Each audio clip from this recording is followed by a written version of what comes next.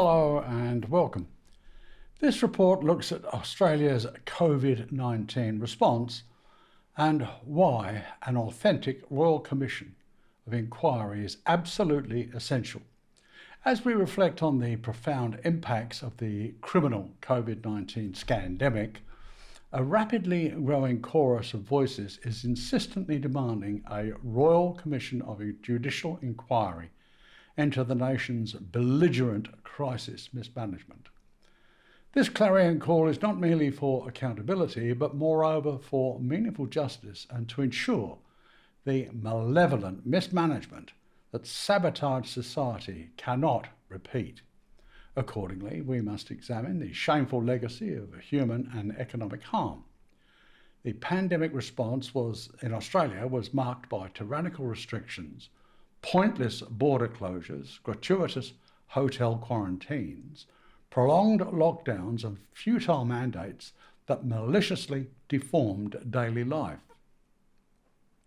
While these entirely inappropriate measures were falsely purported to protect public health, their brutal implementation came at horrific human and economic costs. The Australian Human Rights Commission's report, Collateral Damage, details how these restrictions inflicted widespread social isolation, extensive mental health crises, disrupted education, job losses, and disproportionate suffering among already marginalised communities.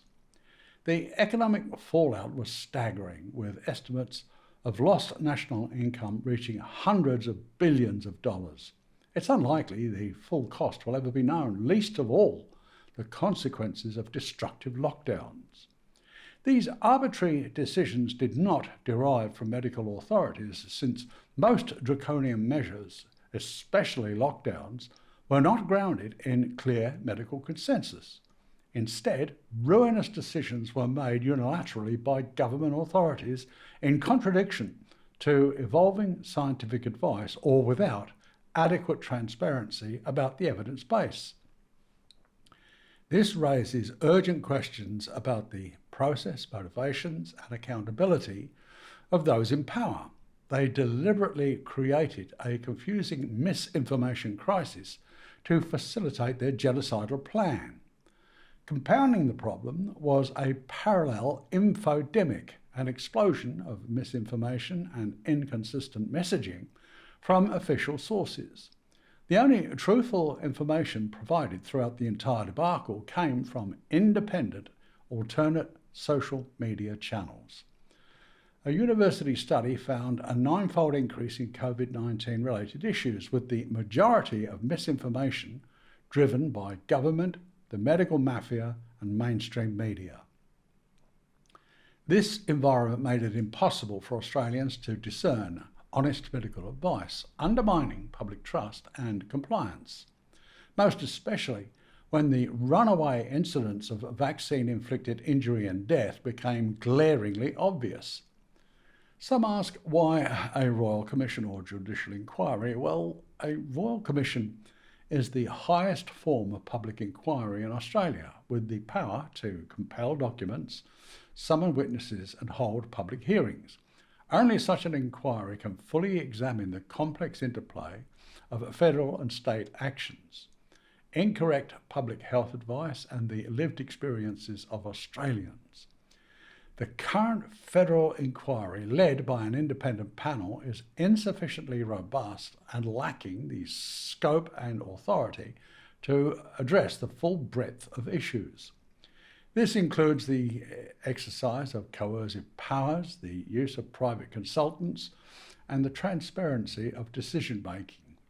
Without meaningful consequences, there's not only a real risk that future crises will see a repeat, but a virtual guarantee that that's exactly what will happen.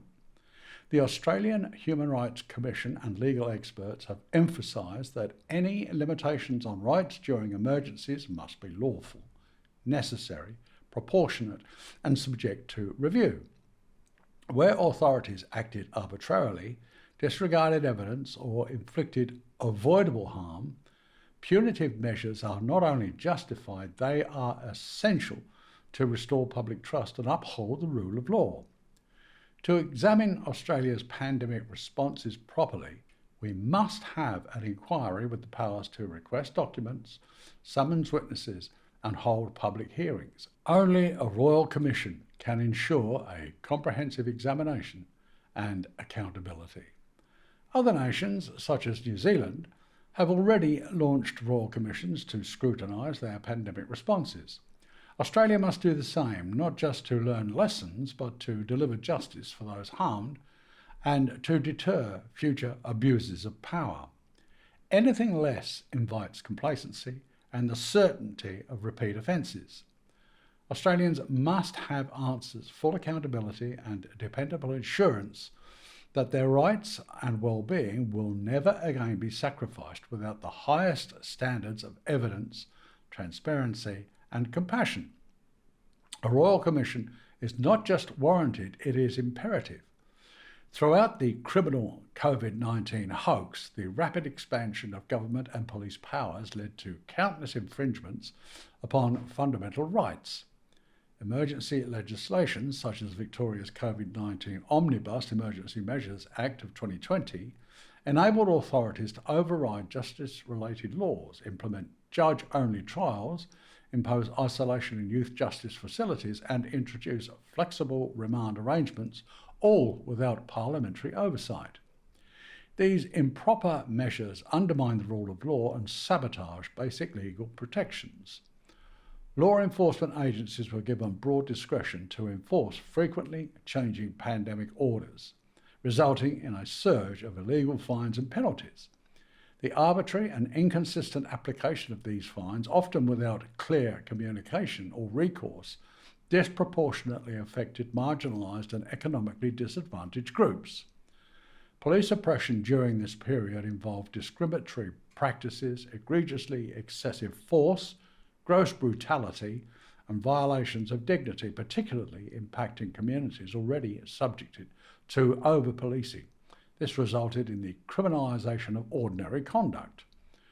Criminal law was used expansively to punish breaches of nonsensical public health orders, often criminalising conventional behaviour and leading to unnecessary and unlawful imprisonment.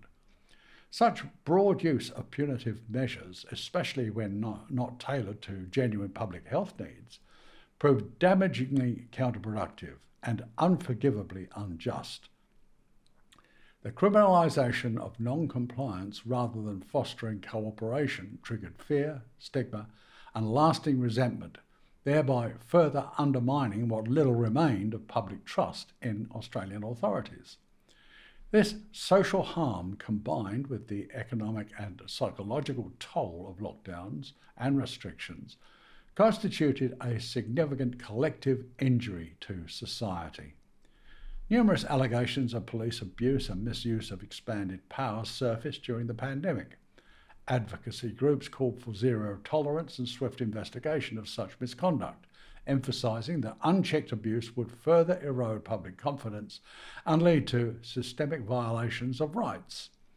The cumulative effect of these actions, enabled by contrived mismanagement and the lack of oversight, inflicted deep and lasting harm on Australian society, underscoring the urgent need for inquiry and full accountability.